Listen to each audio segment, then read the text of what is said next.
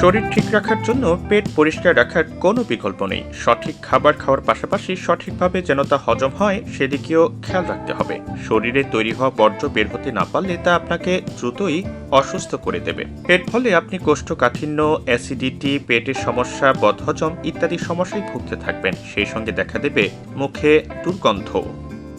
পেট পরিষ্কার না হওয়াটা অনেক পরিচিত একটি সমস্যা। বেশিরভাগ ক্ষেত্রেই অস্বাস্থ্যকর বা জাঙ্ক ফুড জাতীয় খাবার খাওয়ার কারণে এটি হতে পারে। সেই সঙ্গে আরও কিছু কারণে পেট পরিষ্কার না হওয়ার সমস্যা দেখা দিতে পারে। সেই কারণগুলো জেনে সেদিকে খেয়াল না রাখলে সমস্যা আরও বাড়তে পারে। চলুন জেনে নেওয়া যাক। প্রথমে ফাইবার এবং পানির ঘাটতি। খাবার ভালোভাবে হজম এবং পেট পরিষ্কার হওয়ার জন্য খাবারের পর্যাপ্ত ফাইবার এবং পানি থাকা ভীষণ জরুরি। তাই পেট ভালোভাবে পরিষ্কার না হলে প্রথমেই খাবারের তালিকার দিকে নজর দিন। প্রয়োজনীয় খাবারের ঘাটতি হলে মলত্যাগের ক্ষেত্রে সমস্যা দেখা দেয়। খাবার ভালোভাবে হজম হলে পেটও ভালোভাবে পরিষ্কার হবে।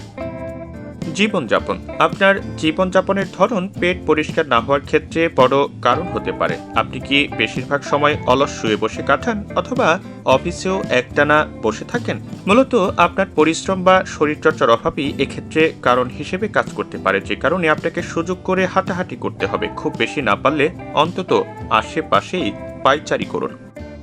ঔষধ। কিছু নির্দিষ্ট ওষুধ রয়েছে যেগুলোর কারণে মলত্যাগ করা কঠিন হতে পারে, যেমন ব্লাড প্রেশার, ক্যালসিয়াম বা অ্যালুমিনিয়ামযুক্ত অ্যান্টাসিড, অ্যান্টি ডিপ্রেসেন্ট ওষুধ ইত্যাদি। এই ধরনের সমস্যা হলেও চিকিৎসকের পরামর্শ না নিয়ে নিজে নিজে তা খাওয়া বন্ধ করবে না, কারণ তাতে যে অসুখের জন্য ওষুধ খাচ্ছেন সেই অসুখ ভালো হবে না।